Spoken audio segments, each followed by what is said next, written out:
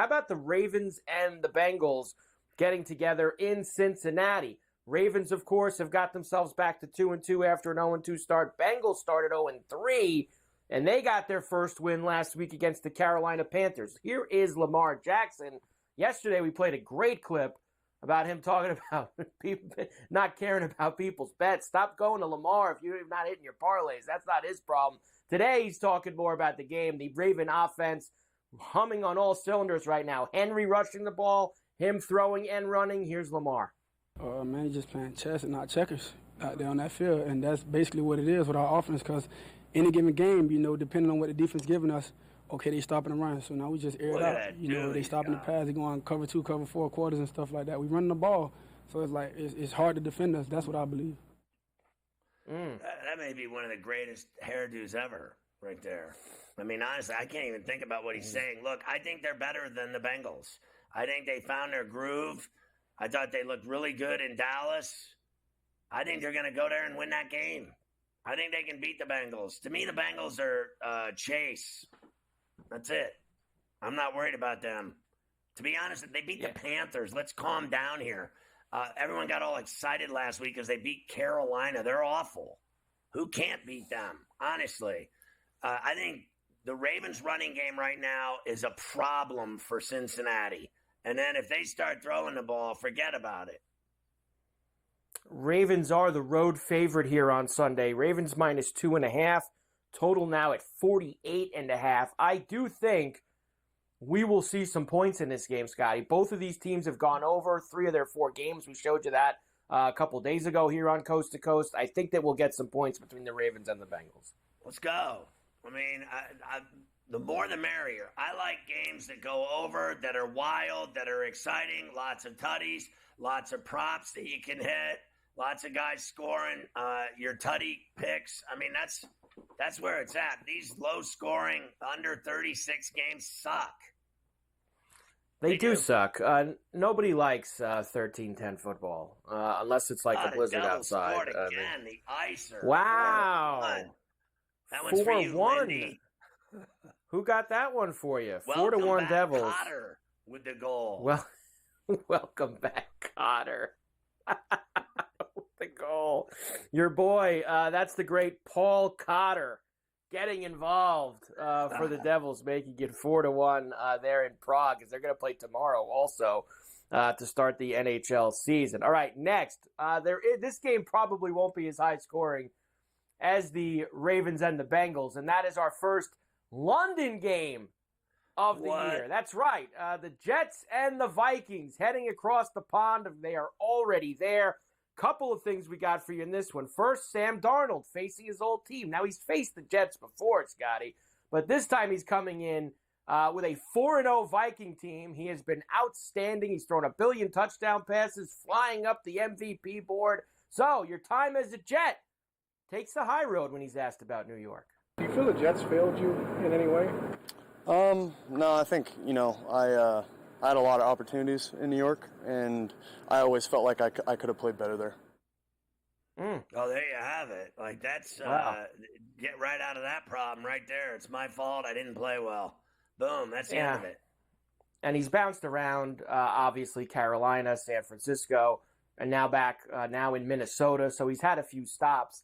As I always say to you, some of these guys that get picked very high in the draft, it's usually not them. It's the environment that they're put in. And I would classify what he had as with the Jets, with Adam Gase, etc., as that kind of environment. I think that's what you could say. But how awful was that guy? Do you remember that guy with his wigged-out eyes?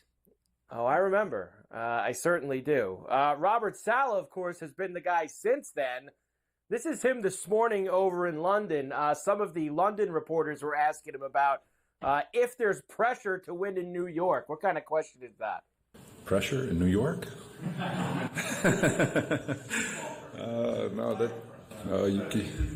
You can be an expansion team and still have the same amount of pressure. It doesn't matter. You got to win. It's New York. Expectation is to win. When you win, you're going to the Super Bowl. When you lose, fire everybody. And that's the world we live in. That's the world we embrace. We attack each week as a new week, which Every week comes with the extremest amount of pressure, but we're made for it. We're built for it. So. Joe Namath ain't coming through that door. I mean, they have literally been there once. That's it. They have been there once. That's it. Look, he's right. It's either you either win or you suck. And guess what? He's never won. He's never done anything. The Vikings are 2.5-point favorites. This is a Sunday morning, 9:30 a.m. on the East Coast. 40.5's the total. These London games, as I always say to you, are very sloppy. The quality of play in these is usually not very good. Yeah, I don't understand. Like, I don't really like the 9:30 a.m. Games. It reminds me of living in L.A. The games start at 10, and you go to breakfast to watch the games. You have brunch, and you get hammered at the tiki bar down by the ocean. I don't like the early morning games.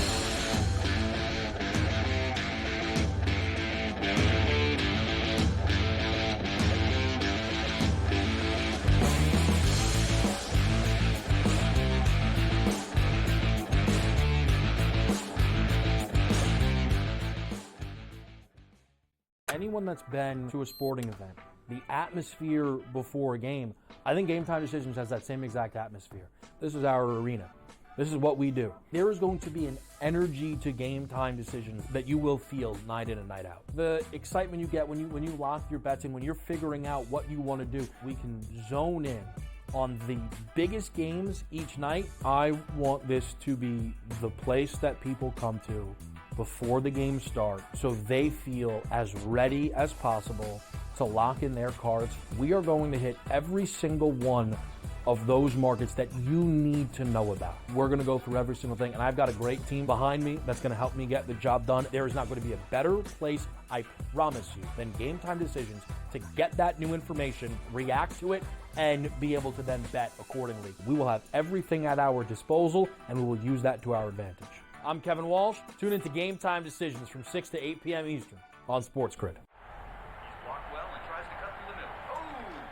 Your gut says Miami is going to win, and you should take the over. Your gut also said your NFT selfies would only go up in value. They didn't. But your head is on SportsGrid and knows the QB is in concussion protocol. The backup has a 45 QBR against the zone coverage. The New York team has the most sacks in the league. So yeah, trust your head. It's smarter to be on SportsGrid.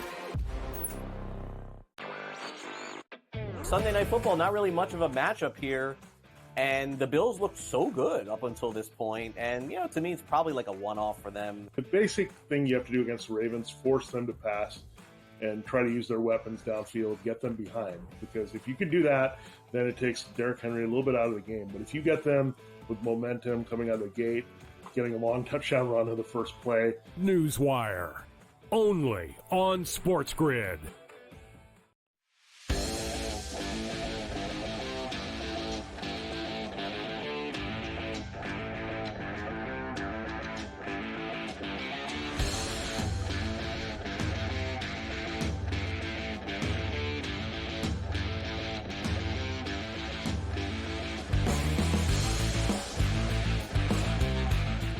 Yeah, Carver High, I still like the Vikings in this spot in London, to be honest with you. I think they've been pretty greased every week. They just light it up and score, and they don't seem to have a problem moving that offense and getting in the end zone. And, I mean, the Jets are having their problems. It's unbelievable to me what Denver did to them. They shut them down.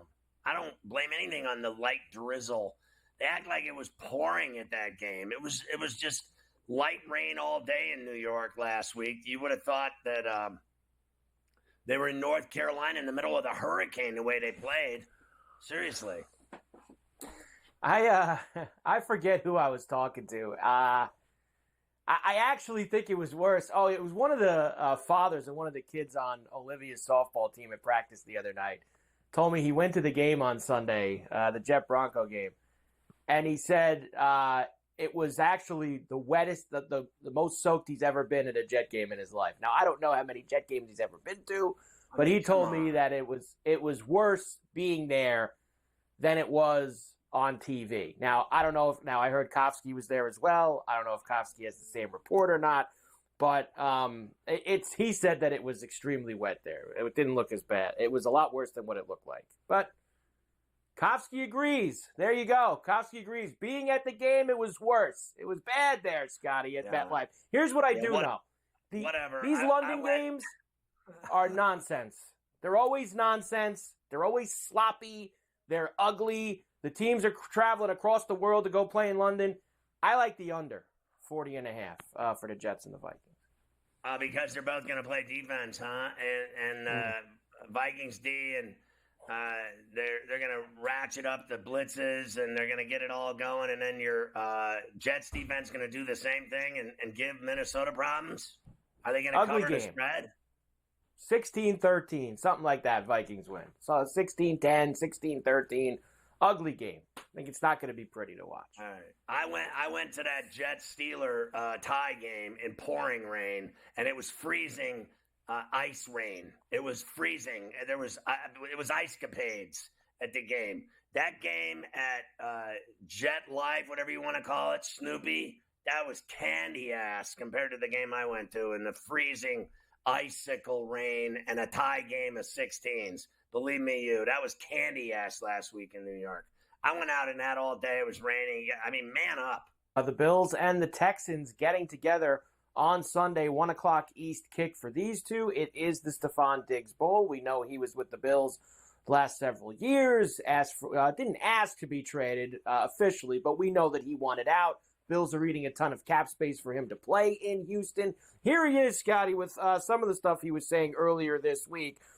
He says he can take it when people say negative things about him. He's got very big shoulders to handle it. I had a lot of fun. I mean, obviously when you go to a new team, this is my third time or second time going to a new team, so you never know what to expect and what kind of guys you'll be around, but obviously I have a little bit of a rapport with CJ prior to, and it's easy to get a bad rap. Word travels fast, but when you get to a place and people get to know you, they kind of get to gauge you for their own personal and their interaction with you, and things usually turn the corner when I get somewhere else. It's usually be smiles and a lot of positive stuff, so I just take it with a grain of salt. I got big shoulders. I can take it.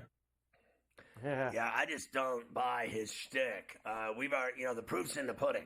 We've already seen this guy melt down and throw teammates under the bus and have his temper tantrums on the sideline, blaming everyone but himself. He turned a great thing into a disaster in Buffalo. I mean, at the end, let's just face facts. They all hated him. Let's stop with all this nonsense that they're friends. Yesterday, you put it bluntly, the best I heard. They ate $60 million to get rid of this cancer. That's what they did. When you see someone eat $60 million and they tell you they're all friends, you know they're lying. $60 million they ate to get rid of this guy. He was so painful. So his whole act right now, Mr. Nice Guy, is a bunch of bullshit. That's what it is. It's all an act. He is exactly who we think he is. We're right. There is none of this, anyone can be an actor and put on a wonderful smile and tell everyone how much they love Kumbaya, Jesus, and everything else. I don't buy it with this guy. Well, I don't deny that he can ball, okay? There's no denying the guy can ball. But at the end of the day, at some level, there's a price to pay for having him on your team. He becomes an issue everywhere he's been. Everywhere he's been. This is the third. You heard him say it. This is the second time he's moved. Well, the first team, he screwed that up. That's why they got rid of him. Now the second team got rid of him. Now he's on his third team. When are they going to get rid of him? When are they going to get sick of him? I am not buying all this friendship and love and we all like each other. It's way better when people just admit they can't stand each other. I don't like it. So I'm at this place, right? And this guy says to me, because I'd been in so many basketball problems with technical fouls and getting thrown out of games, right? Because I'm no nice, pretty angel playing basketball. When I play with jerks and I play with losers and idiots and people that don't know how to play and that are violent and they'll try to kill you before they let you score, I'm just not having it. So I've been in fights and everything else. So this guy says to me, he goes, yeah, this chick, she really didn't like you. And I said, yeah, well, it goes both ways. I didn't like her either. I never liked her. In fact, I hated her guts, and she had a big, giant, fat ass. I don't care what she thinks of me either. She can kiss my ass. And they were like, isn't it better when you just tell it like it is? Yeah, I can't stand you either. That's what I wish Josh Allen would say about this guy, but he doesn't have the onions. Honestly, just tell it like it is. I can't stand him. He was a pain in my ass. That's what he was. He's never going to do that. Well, I'm sure McDermott would want to do it too, but he's not going to do it either.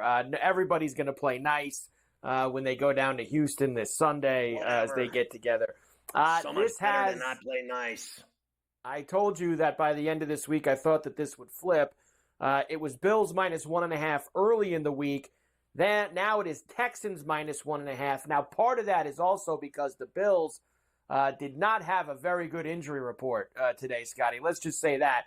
They are going to be missing 4 starters on D, potentially 2 more. Ed Oliver got hurt at practice yesterday, so he is out up there in the middle of that defensive line.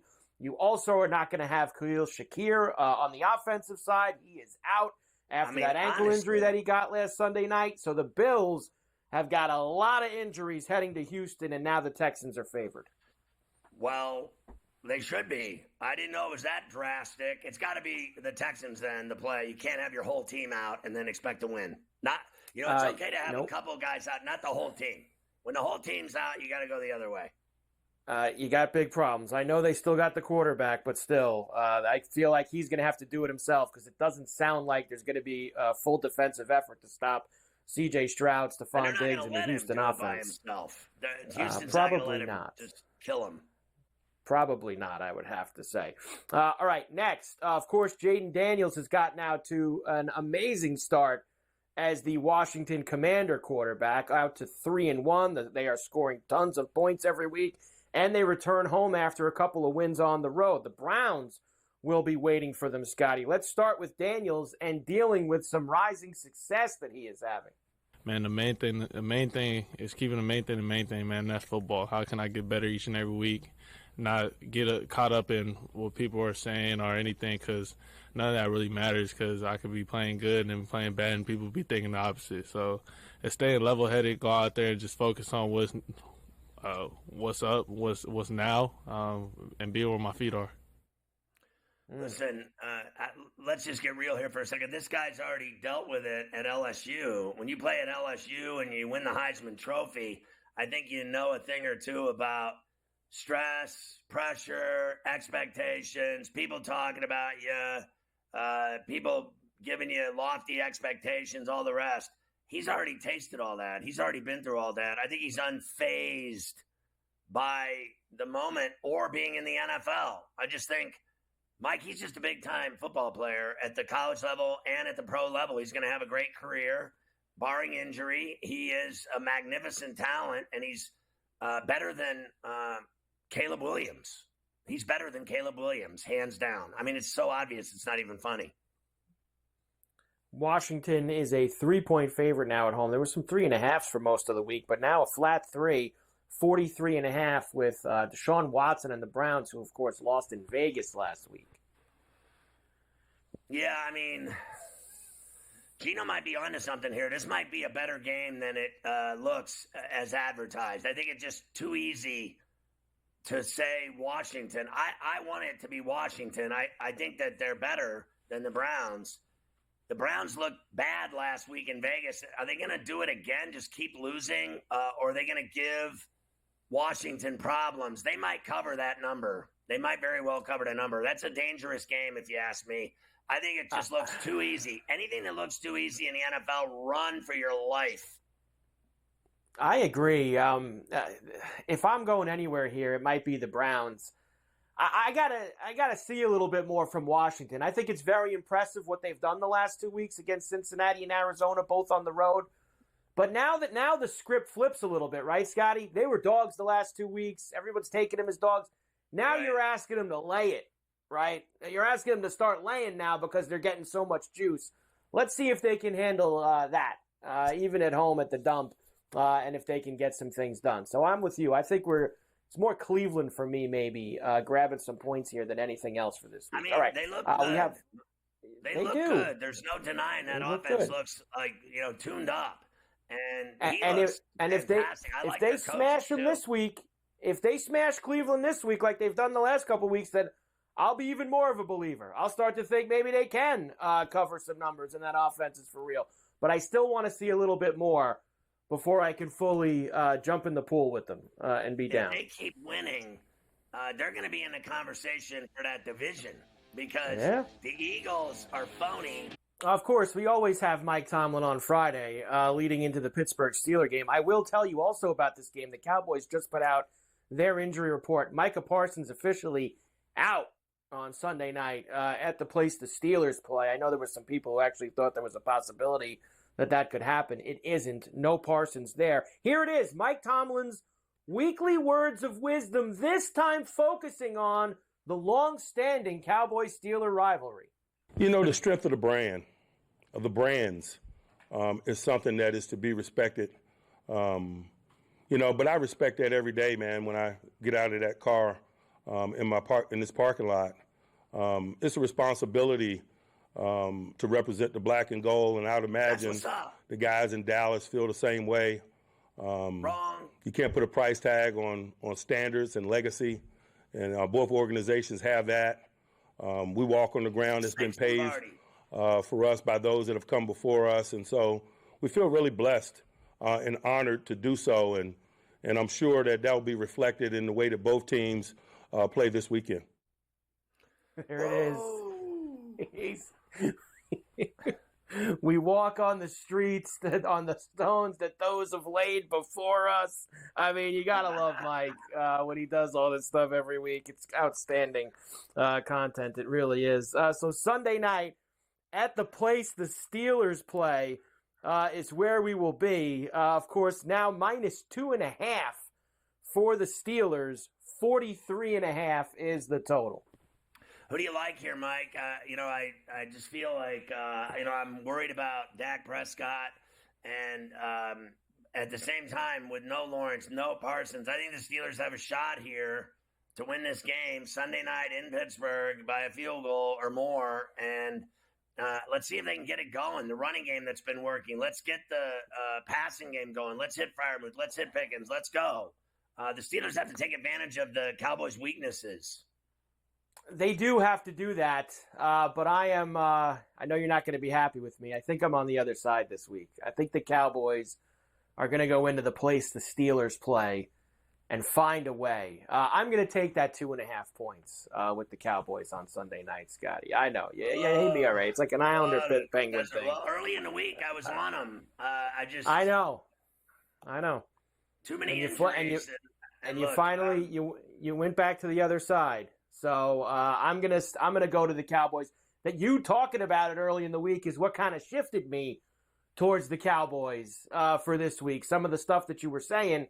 So I'm gonna hold strong with it, and I'm gonna take Dallas here on Sunday night at the place the Steelers listen, play. I'll probably get roasted for flipping. I don't like to flip, but I need Pittsburgh to get it done here and go to 4-1. I mean, they had a chance to win that game in Indy. They blew that. They had the ball with 2.5 minutes to go. They blew that. I mean, you're down 17-0. You come all the way back. You got to win the game, and they didn't. So let's see if they can have a good game against Dallas that's not in their fullest formation, right? They got weaknesses, so let's see if the Steelers can exploit it. Let's see that indeed. All right, the Raiders, of course, are going to Denver to see the Broncos this week. You know, a lot of talk been about the Raiders because they have so many things going on with them. Let's remember this guy. How about the Broncos coming off back-to-back wins on the road in Tampa and at the Jets at MetLife? So they come home 2-2, ready for a division game with the Raiders. Here's Sean Payton. Fair question. Look, it's a division opponent. This is our first chance to play a division opponent. Last year, we finished 3-3 in the division. I can't recall a team that has accomplished anything worthwhile, finishing 500 in your division. And then you take a team like Las Vegas. There's a long storied history, and certainly I appreciate that, especially with our fans. And so, it's our job to play our best football this Sunday and get ready to play. Listen, I like their defense, and so I'm going to lean Denver here, the way they play on that side of the ball, and I think they can do just enough to get by the Raiders in Denver. It's a tough place to play. I'm with you. I'll take the Broncos minus that 2.5 on Sunday at home. And another one of these, you got a couple of these totals in the mid-30s this week.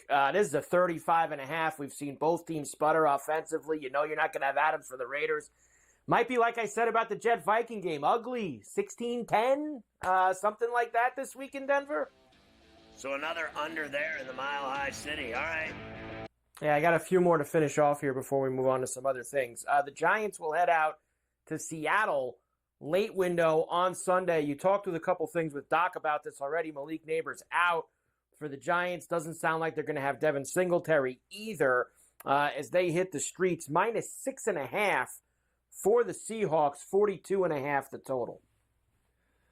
I wanted to take that 6.5, but every time I look at this game, I think it's going to get worse. Like, literally, I think Seattle's going to pop them by 10 or more. I really do. Like, how are they going to stop them? How are they going to score? Who are they going to throw to? Who's going to run the ball? I think they're in trouble here at Lumen Field. It's a long trip, and they're playing a good team that's coming off a loss. They're home, and Geno's got, tons of yards. He's lighting it up. I think they produce against the Giants and cover. Yeah, I'm with you. I just Seahawks offense, they can move the football and they can score some points. I don't see how the Giants are scoring with them. I think if they get in the 20s minimum, I think they're going to cover this number with the 6.5. So I'm with you. I'm going to go with the Seahawks next. Colts visiting the Jags in Jacksonville. We talked a little bit about this game yesterday. Jonathan Taylor is out for the Colts. He is not playing this week. Jags -3 at home. They're the only winless team left in the NFL. 46.5 the total. I guess they're laying 3 because they're at home. There's no other reason for them to be favored. The Colts are better than them. Obviously, without Taylor and with the Richardson situation, obviously it's I think they're playing with a limp, right? So I think Jacksonville finally wins their first game. The question begs, will they cover a 3 spot? I have my druthers, but I'm going to probably lay it with Jacksonville here and hope they win it by more than 3. I'm with you. I actually, believe it or not, I think this is the game, as sad as it is, that I like the most this week. I think the Jags are going to finally open one up here. No Taylor. Maybe no Richardson. I know Flacco played well when he went in against the Steelers last week, but I just think the Jags are finally going to get something together. I'm going to lay the 3 with them along with you. The Dolphins are going to be in New England against the Patriots. Right now, -1.5 for New England.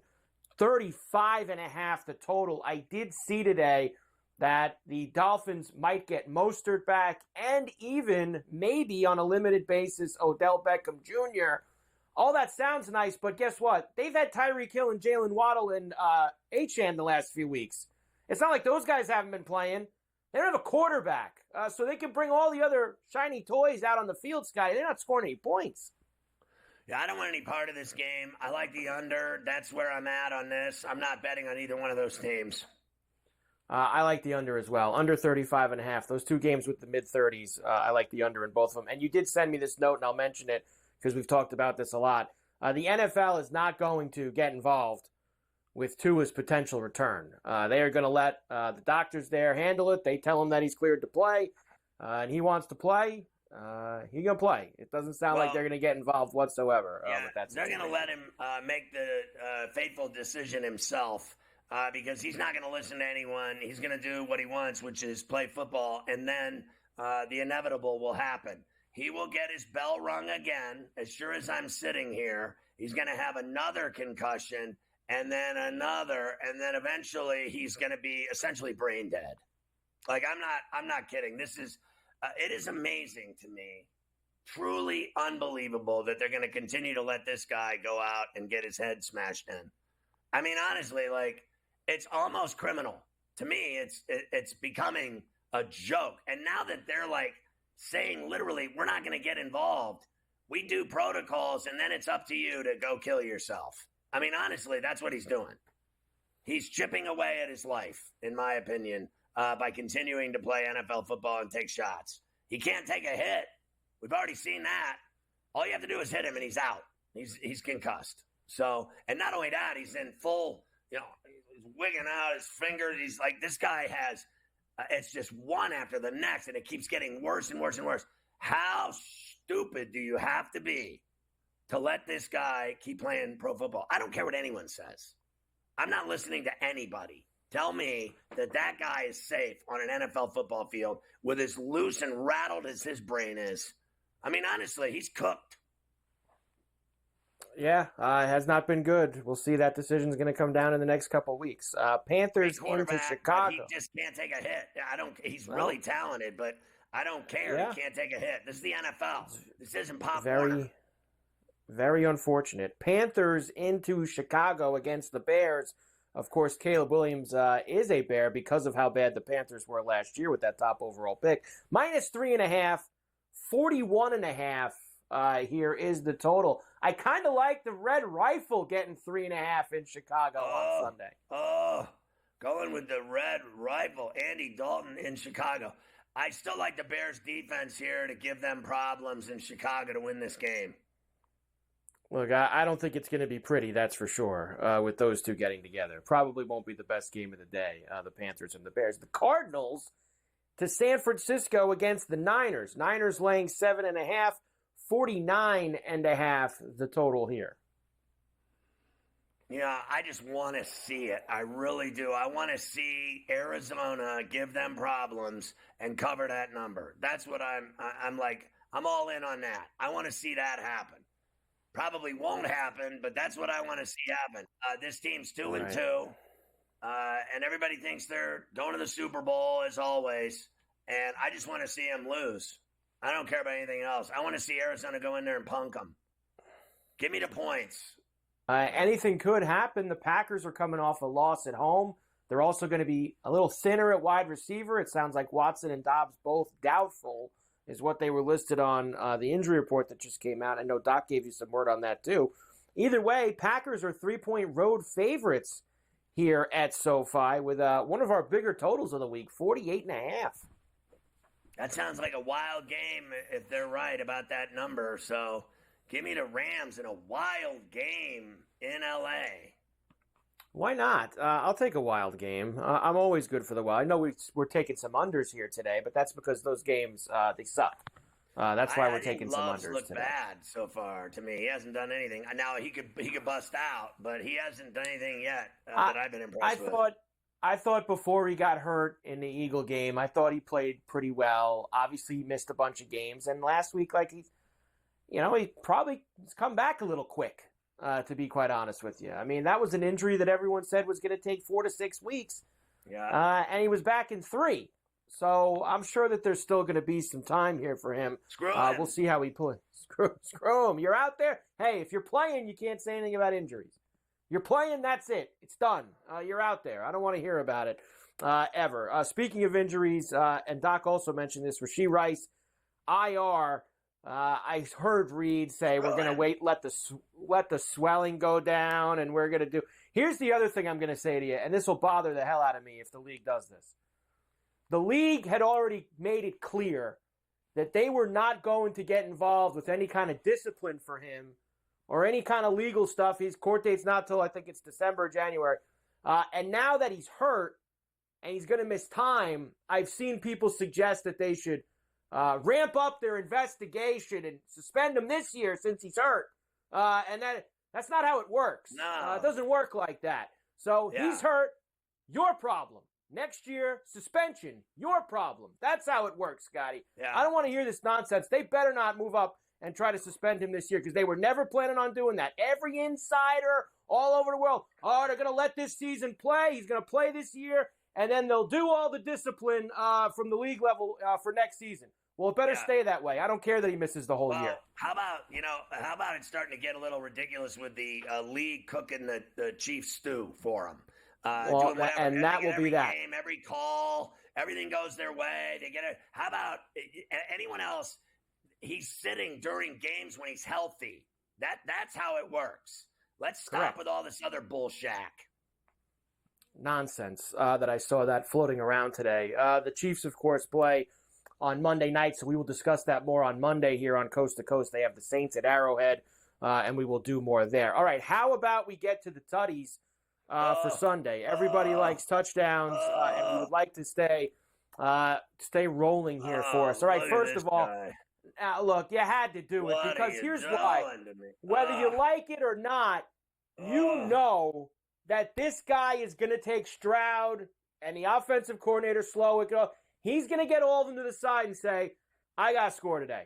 I don't care how I do it. I don't care if it's a pass. I don't care if I got – last week he ran one in. And he's going to score against the Bills because he's going to force them to make sure that he scores against the Bills. Plus 155 for Stephon Diggs on Sunday in Houston against the Bills. Next, last week the Jets had some problems at the goal line, Scotty. Hulk wasn't able to bang it in against the Broncos. I got a feeling if Salah and if Hackett get put in the same spot this week in London, it'll be the big fella, Braylon Allen, going in from the goal line. Let's take Allen out in London at plus 270 for the Jets. Next, DJ Moore for the Bears against his former team in Carolina, plus a buck 65 there for him. Next, you said it earlier. There's only one guy on the Bengals who does anything. It's Jamar Chase, and he always plays well against Baltimore. Plus 120 for him to score in that game. And here's your kind of biggish bomb for the week. You know who's been getting burned for the Rams? They got no Cup. They got no Puka Shells. Tutu Atwell has been grabbing a lot of balls for them. So we're going to get Tutu in at plus 250 this week. Diggs, Allen, Moore, Chase, and Atwell, the tutties for Sunday. Wow, your boy Desmond Tutu getting involved. That is fantastic. So Diggs, Allen, Moore, Chase, Atwell, you're good to go with Carver High. You know Diggs is going to force himself. Tutties.